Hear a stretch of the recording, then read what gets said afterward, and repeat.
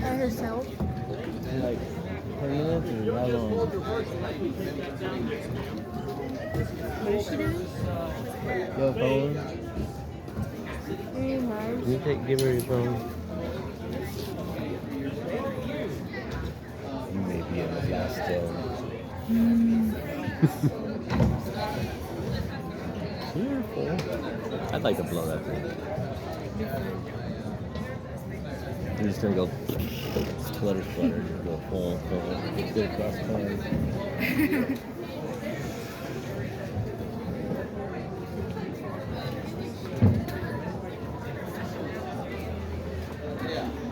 Well, that wasn't the big one. It must be light. I'm sure glad you guys paid. Thank you so much.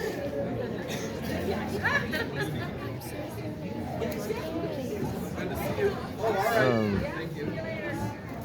feel like we should assist. Oh my, this is experienced. This way.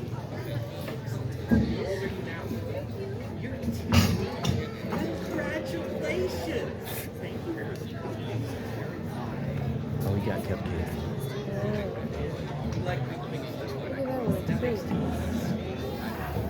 one, too. The Texas law. What were those? Cows? Texas Longhorns? No. I think it looks like a snake. Mm-hmm. I like your skirt.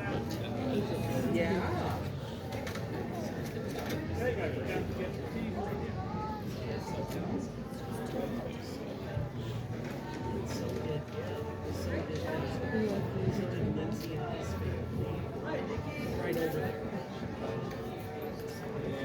have you went to the kids' dance? Yeah, there's a dance down way down there. There's a kids' dance. It's Yeah, I don't know if this place is good. Somebody's selling stuff. Thank you. Probably.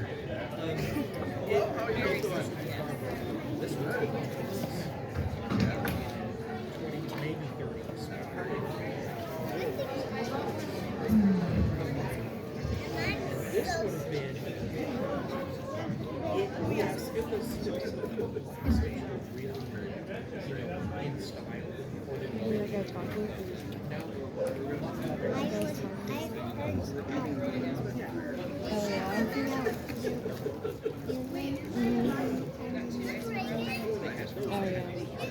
I've seen a video. I don't think I've ever seen it anywhere.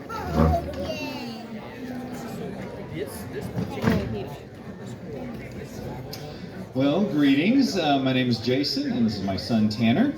We're here to share about the Swiss ALP HORN. Yes, Switzerland is not a part of the Scandinavian traditions, but Switzerland is also another culture. And being a cultural festival, that's why we're here. And this is a music variety that is kind of shared across Europe in general, but in particular, it's from Switzerland.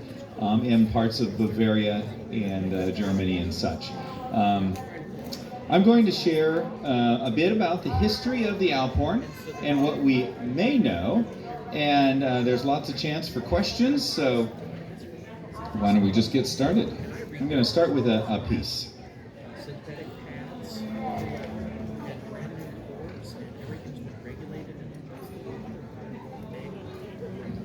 This is called ALP HORN Chorale.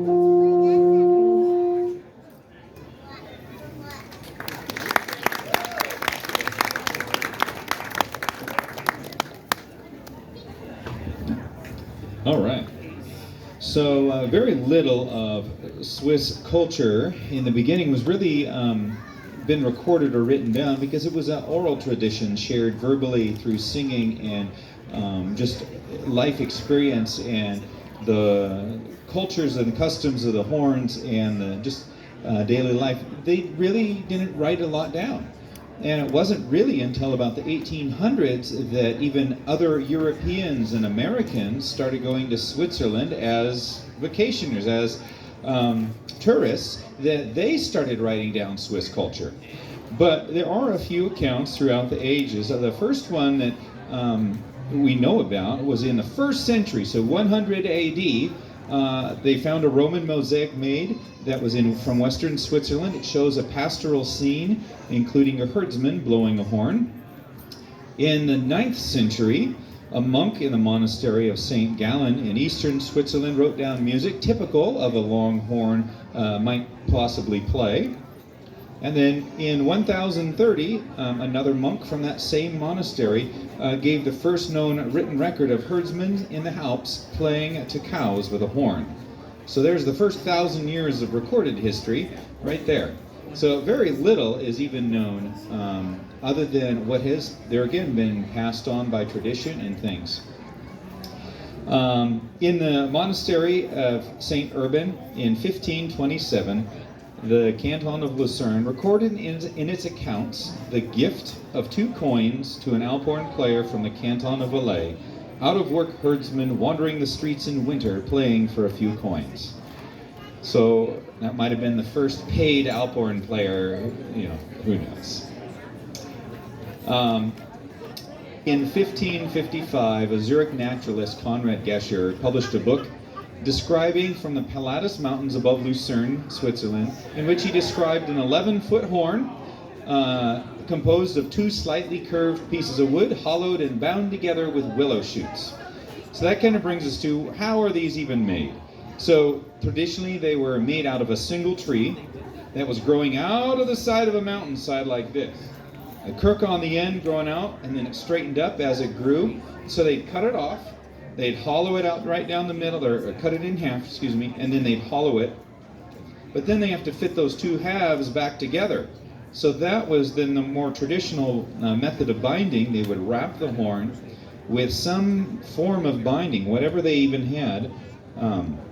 This one talks about willow shoots in this account.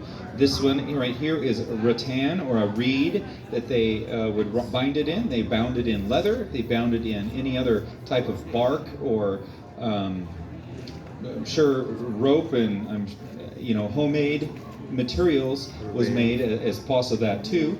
But the other part is a solid ring around the bell end to hold that big piece of wood back together, and then a solid piece on the mouthpiece end to hold this skinny end together. And so between the binding and the rings on the ends, that's how they traditionally held these all together. But every tree growing out of the hillside may not have been the same size, or the length or height or density. And so every Alp horn was a different sound, a different tone. And so each herdsman might have even carved their own, or they had someone make it for them. But that being said, every Alp horn had these different tones. And so as you were playing to your cows, to send a message to the neighboring farm or another herdsman across the hillside, they knew your horn sound, so did your cows, and they could tell the difference between someone else's horn and what they were playing. And so it was also, there's the lost tones or tunes that they had to share those messages. Nobody really knows what those messages were or how they played the horn to share those. All we have is what people now can actually play music to. So I'll get to why we don't know much about it.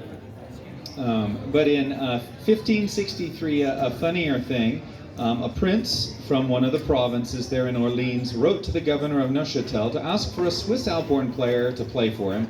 And the governor's reply was this: "Sir, further to your request, I have found you a horn player from Switzerland. You can get him to play songs on his horn and other little soothing sounds, which he is used to playing to his cows to help them eat well. So we're going to play another tune, and then we'll keep talking. This one is in Bukli.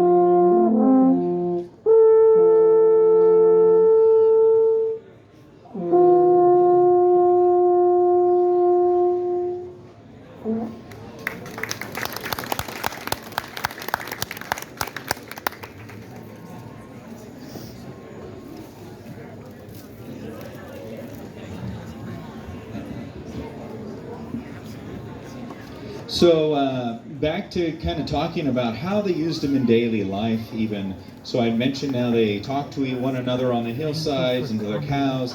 The herdsmen on the hillsides would talk to the local village down in the valley or to their own farm back and communicate that way. They also used them in more personal fashion of actually for like evening prayer time. They would go out before dark, and being slightly superstitious, they would try and drive away evil spirits that might come and haunt their houses at night, or chase away wild animals with them and things like that. So they'd play them at nighttime before their family all goes to bed. They'd also use them calling large groups of people into like Catholic Mass. They would use them sometimes there. There was also a particular canton that used ALP horns at one point to call into war. They'd use them in battle as war, war messaging. And just like you would use, your cell phone of today for any amount of messaging or contacting people around, they use these in their daily lives. And so, as the next point I want to share is how society maybe slightly changes one thing, and how that can affect how all your traditions and things might be passed on. So in about, John Calvin settled in Geneva, Switzerland between 1509 and 1564, and he started the denomination of Calvinism in Switzerland. And unfortunately, at the time, Calvinism became the Lutheran Church was very strict in their beliefs of instruments and singing and things. And so all but 2 provinces in Switzerland became majority of Calvinists, and all those ALP horns and musical instruments were destroyed over the next 200 years,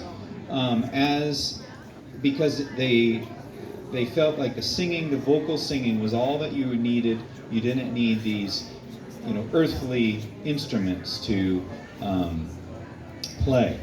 So that was very unfortunate, because then how do you pass on traditions if you can't share about what you did or how you daily lived with these horns, and they were your communication devices. And so life started to change in Switzerland over the next couple hundred years. So in 1798, when Napoleon came and invaded Switzerland, Calvinism started to fall into a little decline, and secular music and the use of musical instruments began to return.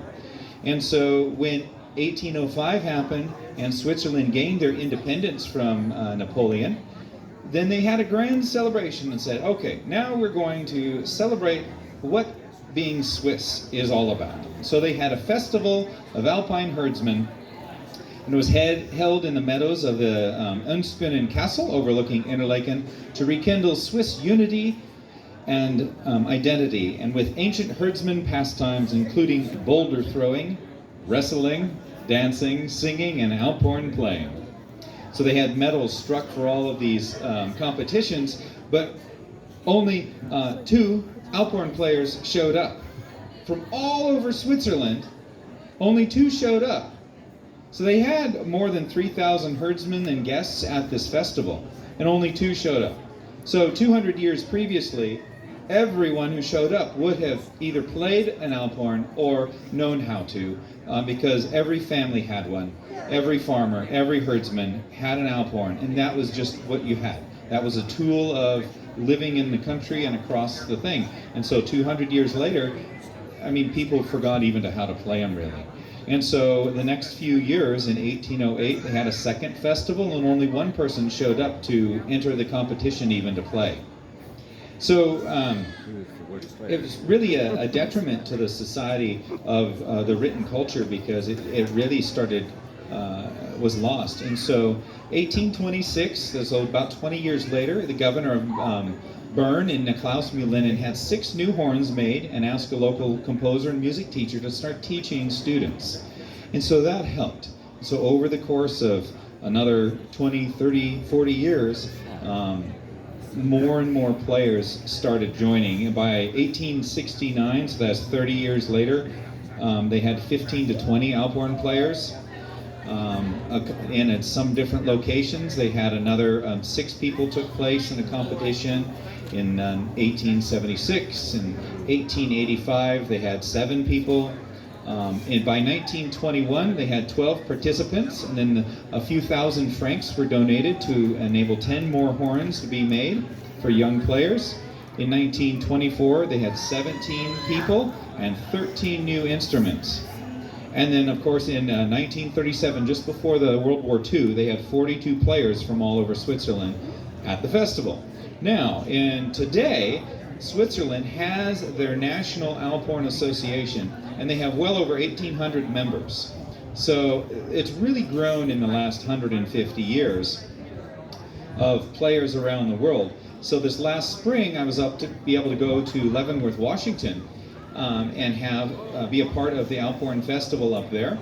And we had 71 Alp horn players to show up to Leavenworth, Washington to be a part of that. And so that became a new North American record of any gathering of Alp horn players ever before. And so I don't know if it's a big growth or if they're just finding out about the festival and more people are showing up to it. But we actually have had a lot of younger players gain interest in it, including my son. But it's just such a unique instrument. So I'm going to play another song, and then we'll have some question time. So be thinking about a question you might have.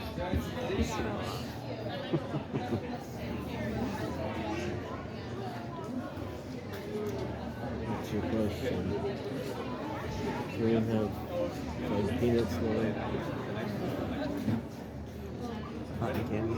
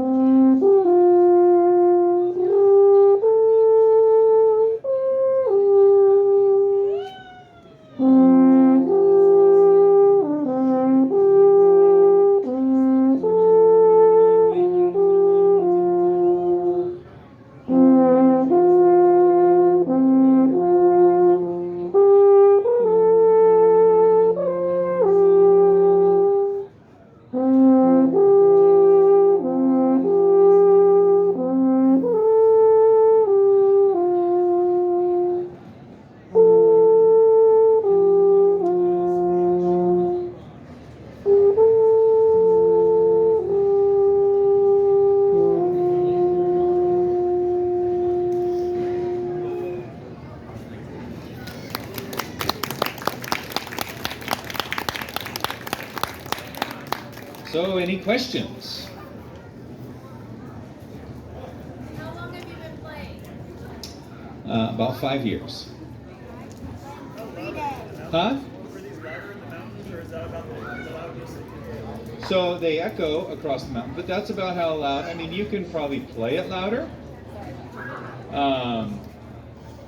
And, you know, I guess depends on, what you're trying to express.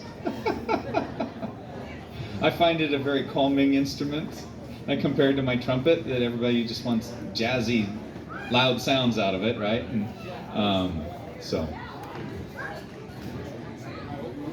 Anything else? Yes.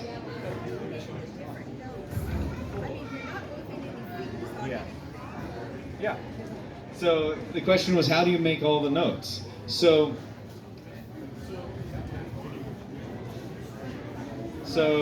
like playing a trumpet or other brass instruments, I use a mouthpiece, and then all I do is I buzz my lips, so it goes in the mouthpiece. It kind of sounds more like a kazoo.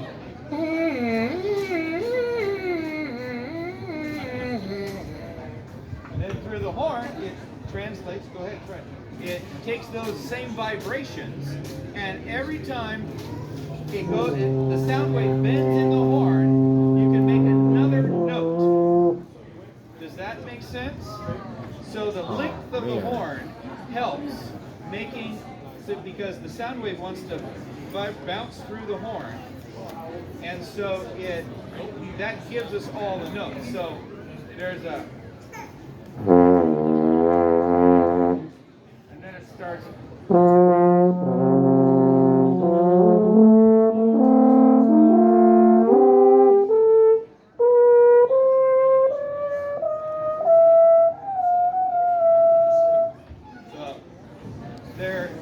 There's obviously better notes and not so good notes, and so most music is written in that middle section. So in comparison, there's a lot of in-between stuff that you really have to aim for. So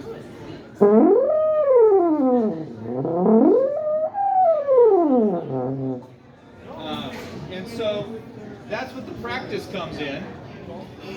So the practice is for finding those ledges, like I would say, along the way that the note wants to settle on this ledge. And some ledges are, say, wider, so the note wants to just sit there, and others are right next to the next note. And so there again, it just takes practice. Oh yeah? But since there's nobody following us, we can keep going if people have questions. Where do you store it? So it comes apart in 3 sections, and we keep them in bags. So they're The mouthpiece, and then 3 there's the 4-foot ring, and then sections. there's the middle part. That's helpful. They do make more like traveling size ones that they end up being about 12 feet long all put together, but they go down to like 2-foot segments.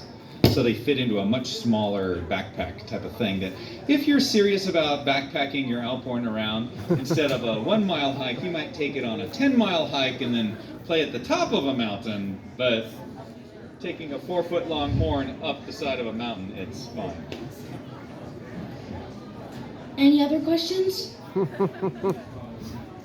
we done yet? How long have you been playing? 3 days. So he's also planning to play trombone in the fall at school, and so this is getting ready to play other things as well. Anything else? All right. Oh yeah.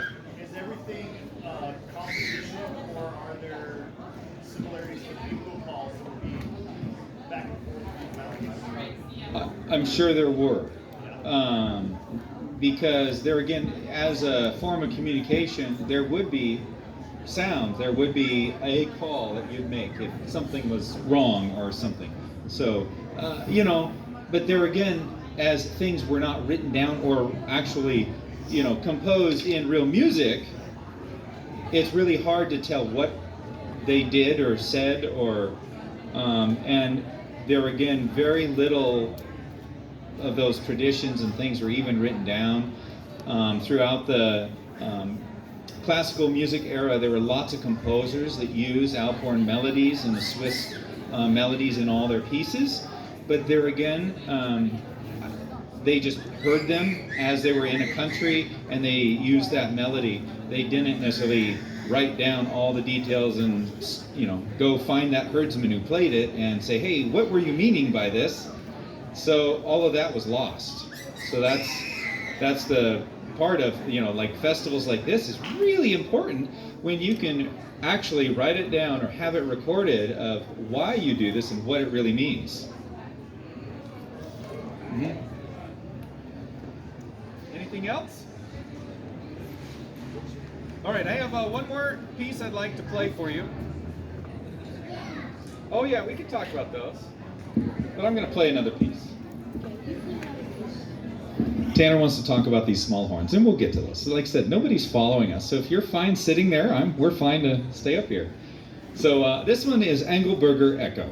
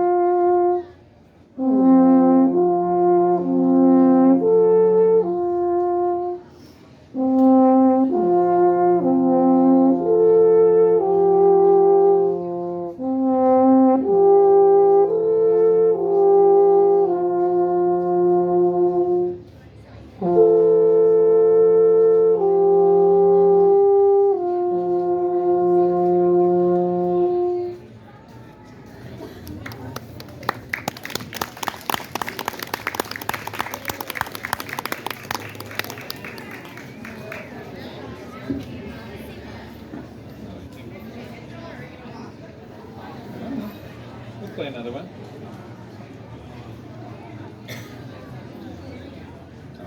Any questions? Tanner really wants me to play this one. So this next song, oh, was there a question? Oh yeah, we were going to talk about those.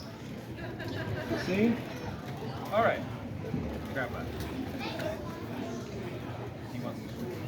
All right, so these other two horns, so of course this is a little ALP horn. It is only this 4 foot long, and it really only has about 3 notes it plays in comparison to the 12-foot horn because of the amount that the sound wave can bounce through the horn. I'll show you.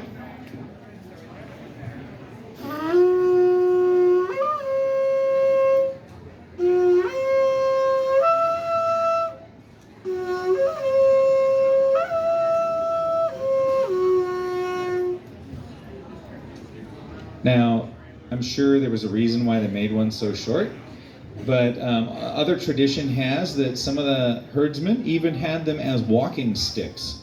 So they'd carve them out of a piece of wood or something, and maybe they'd turn them around and they'd walk more like this or something on them. But they had walking sticks as ALP horns too, and some of them were anywhere from about this long to 6, 8 foot tall or whatever, and up to this length. They do make contrabass Alp horns. So you can imagine how this one, I can show you that glissando, all the sounds you can make in between everything, right? And with that super long one, they make them about 30 feet long, and it's a bell about 1.5 foot diameter.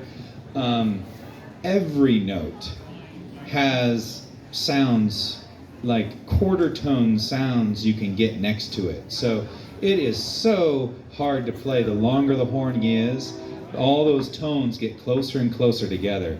So the people that do play those, like in Swiss commercials or whatever you might have seen, are very unique. There is a group, it's a couple in Nevada, Reno, Nevada, that actually manufacture American-made Alp horns, and they have a set of those super bass horns, and it is quite spectacular just to listen to them, because this only plays 1 octave below its normal range for that one pedal note. There's only one note that it plays down there. But these, of course, can play all those notes in between and like another octave below.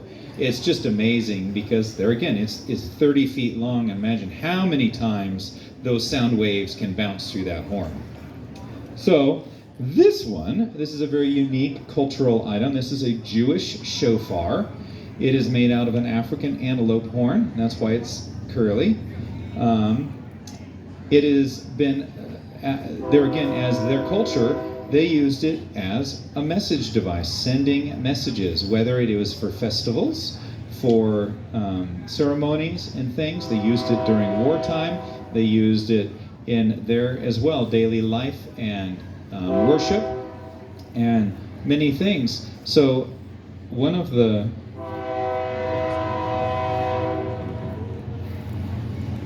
Tanner wants to play a few notes for you. Go ahead. Compete with the train. Very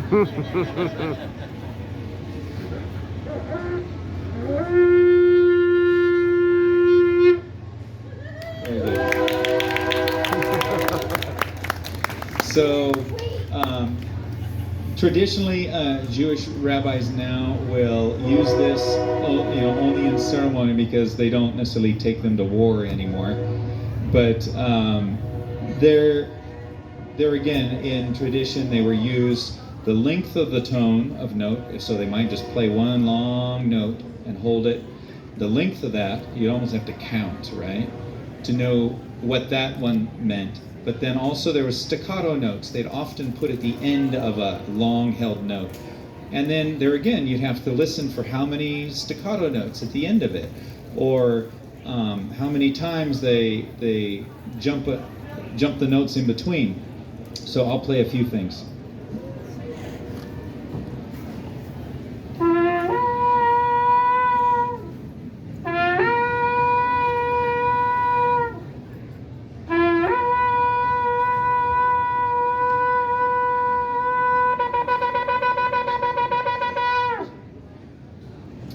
So I don't exactly know what all of that means, but it is another cultural horn that I have.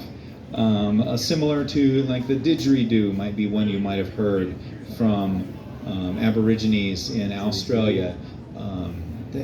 Asia has many flutes and horns that they make it out of bamboo as well. Just about every civilization had some form of their kind of a instrument that would make music. I mean, they have lots of clay flutes and noisemakers. I can't think of it, like the Mayas, Incas. I have a picture in my mind, I can't think of the word. But they were made out of clay. And just depends on the material they had around them that they made instruments out of. And Switzerland has lots of trees growing out of their banks. So that's where this came from. And if you were up there sitting on a hillside watching your cows for days on end, you would probably get bored and think, what can I do? And so thus the need to communicate long distances. They have heard the Alp horn play, and it'd be heard up to 6 miles away. So, you know, it can travel down those canyons a very long way.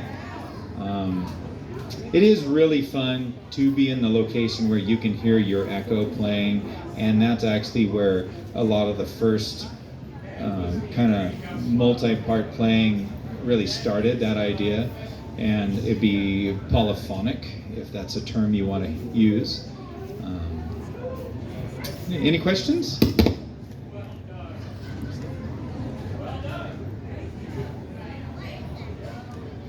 Anything else? The what? Yeah, yeah.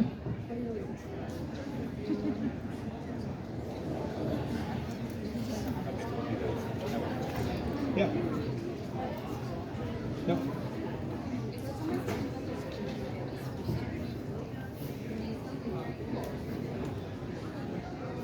No, it's just me.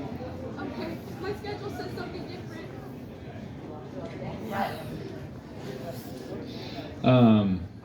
She was asking if the German band was also going to be here soon, but no, we played already twice today. Tomorrow, if you're around the festival again, I do play with the German band because that's who I am with. I'm the director of the Roseburg German Band, and we're actually celebrating our 70th year as an organized band. So in 1955, yeah, it was kicked off from local musicians in Roseburg, and it's just been passed on since then. So this next piece is Ufta Banklop, and Ufta is a fun word that can mean a few things, and it can be good and bad and somewhere in between, and depends, I say, is fun because who says it, how old they are, when they say it, what time of day, how they're feeling, you know, it can mean a lot of different things. So it is one of those fun. But this one is pointing to Banklaub, so a bank or a bench on the Alps. So along an area that they used to be able to go up and play their Alp horns on, they'd take them to these wide areas along the hillsides that they could stand and play. And so this was actually written in 1971 by a Swiss composer celebrating the Swiss Alp horn as they were trying to get these all put together to play together. So up until about the 1970s, Alp horns were not made in a single key. Like I said, every tree was different. So about then, Alp horn players around the world united and said, hey, let's have horns that might sound similar, that we can play 2, 3, 4, 5, 70 players, like in Leavenworth. We can all play at the same time, and it sounds good. So they started making them in F, the key of F, in F sharp and B flat. And those three keys are what generally everybody's Alp horn is made. Of course, you can have them custom made whatever key you want. But these two are both in F.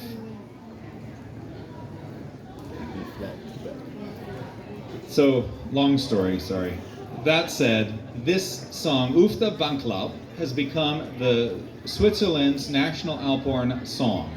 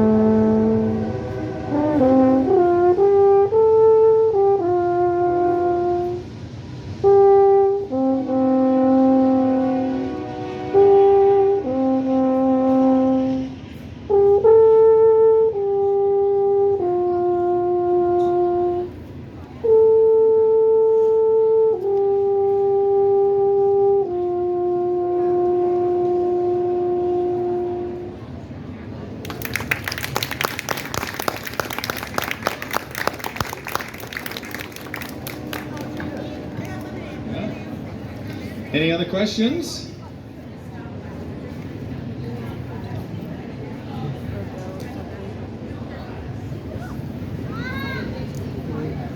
my daughter has a question. Oh, sorry. How do you play the different notes? Oh, okay. So the different notes again are played. Basically, it's all through the lips. So the buzzing of the lips makes a tone. And I'll show there again.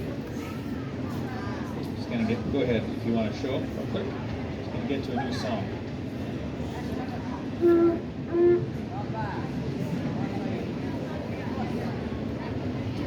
So it's like playing a trumpet, trombone, tuba, somewhat like a brass instrument. So I use a mouthpiece. It's just hollowed out. There's no reeds or anything to vibrate. So all the vibration has to come from your lips. And so as you go, then that goes into the mouthpiece, go, a little more focused sound. And as it goes in the horn, that translates to those particular notes.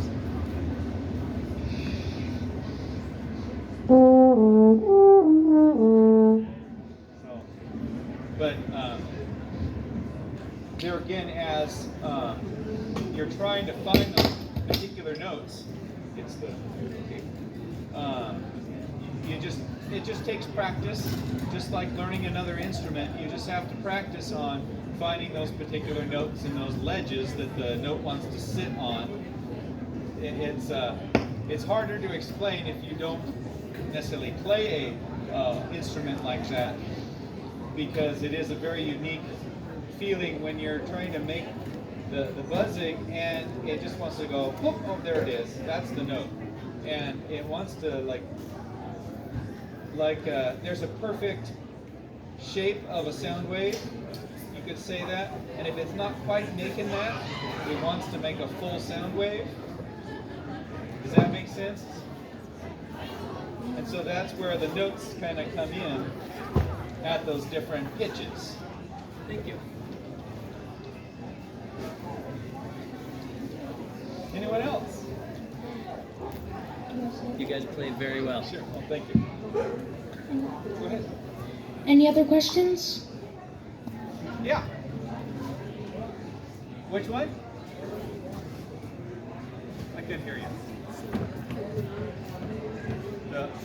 The horn, what is it? Oh, where was I born? Oh, I was actually born in Roseburg, Oregon.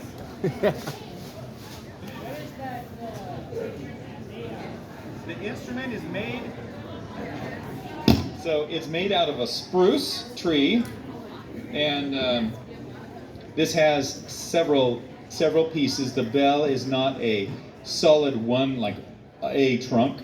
Now, you can get them made that way, and they are a little more expensive, but now they have a lot of lathes that help them make these horns now, but they're still 70% handmade. They're sanded and honed and tuned by hand. So that makes them really expensive to purchase. But it's a spruce tree. This horn has a binding that is rattan or reed that is bound around that spruce. So this horn has no binding. It is just a simple spruce horn with the bell ring and the mouthpiece ring. And so they're basically the same look, the same construction. This has just this binding, and it was made by a different manufacturer. Does that answer the question? Okay. Any other questions?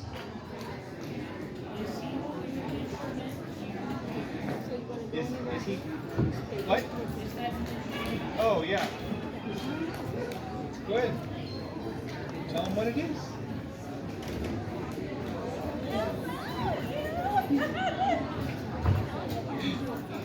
He's shy. So it is a Jewish shofar. So it is a hollowed out animal horn. So it is from an African antelope. And just like a lot of the Viking horns you might see around, they're a horn that the bone has come out of, and this is the covering around the bone on the horn part. And so that makes them hollow. And then they've bored out the mouthpiece end to make a mouthpiece. And so then that allows you to play it as an instrument. Go ahead. Play him a note. No, it's pretty loud.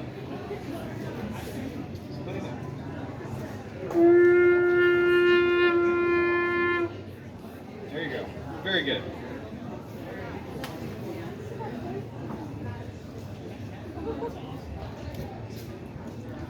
See ya tomorrow. Anything else? I will. On the horns, right?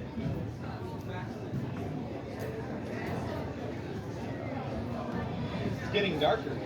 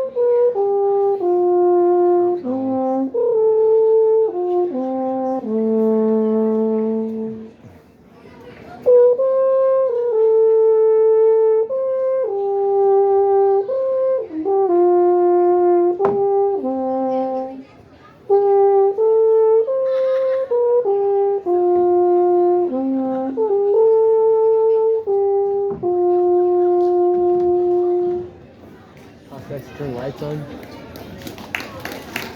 Yeah, I don't know how to do it. That's fine. There's a way. It's not that big. Any other questions? I have to figure it out though. Yeah, I don't know. See, they have big lights over here. Yeah, they were gonna teach me yesterday.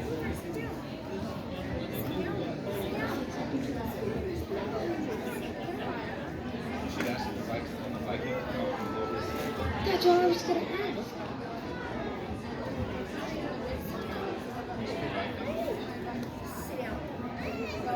Why don't you go ask them first?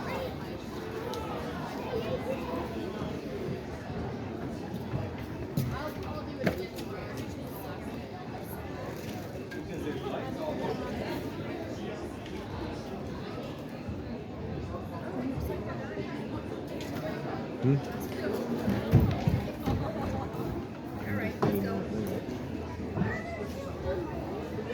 Why are there still people? Mommy, why are there still people? Somebody else here. Somebody else? I want to go lay down at the end of those.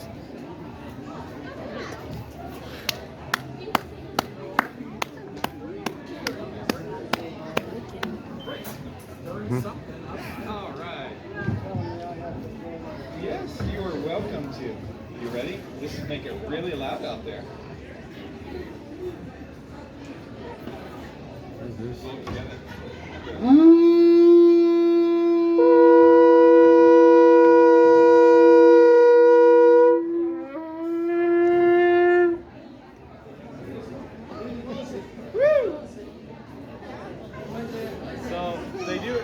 travel along, and they're pretty loud if you really want them to be.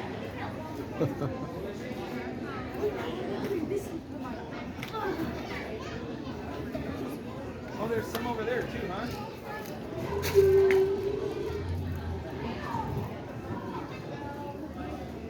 Any other questions?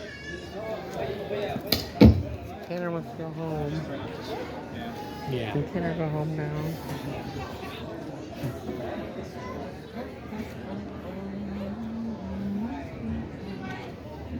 All right, I'll do this. Do another song. No. Please no. Please. You can do it. I'll just be over here. Here, take my mic away. Careful, it's gonna make it dirty.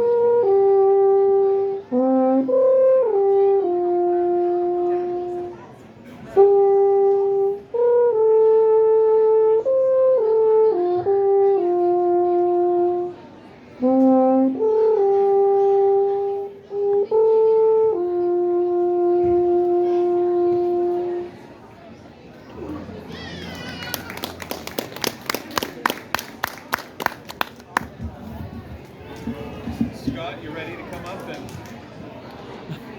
What am I gonna do? Am I gonna play something with you? Any other questions? You got another mouthpiece? It's on the horn. Is it the square one or is it a different one? Which one do you want? What?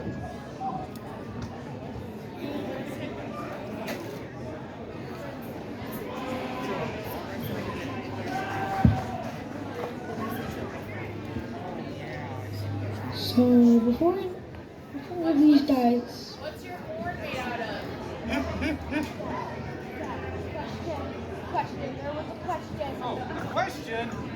Hey! What is your horn made out of? It's a spruce. So it's a wooden horn through and through. It does have metal rings that right in this section so they don't break. So as you put it together, there is a connecting piece, a sleeve, that holds it together. But from here in between, it's all wood in the rest of it.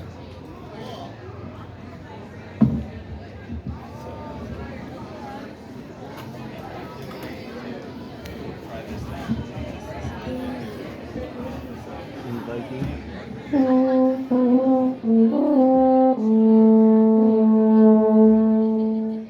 That's your starting point. I got it. Ready?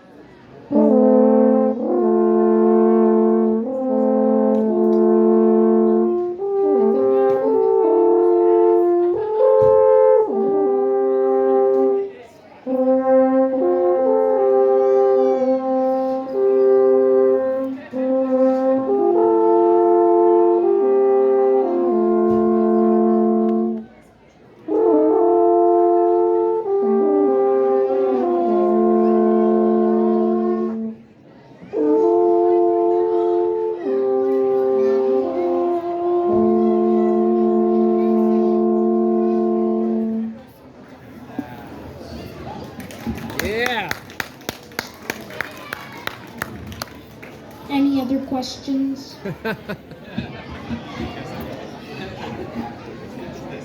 Can Tanner go home now? What? Can Tanner go home now? No.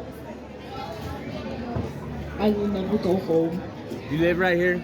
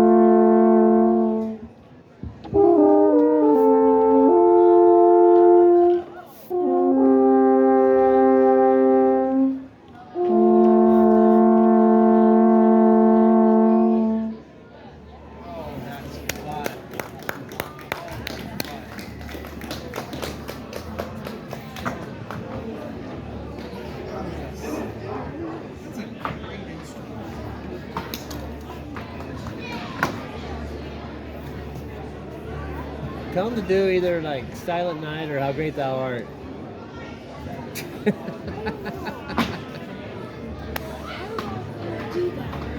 They can do by memory.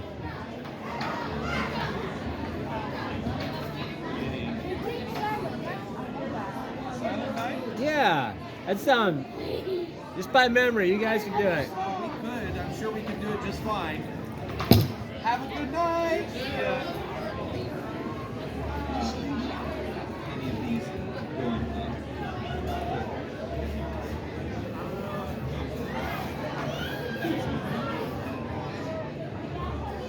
Hear it, get it. Hmm? What do you like about the outfit? I like it. I like it good. Yeah, I don't fit my mini one, but it'd be really cool like just stick it on top there. Have like an ALP HORN holder up on the car. And also another area just like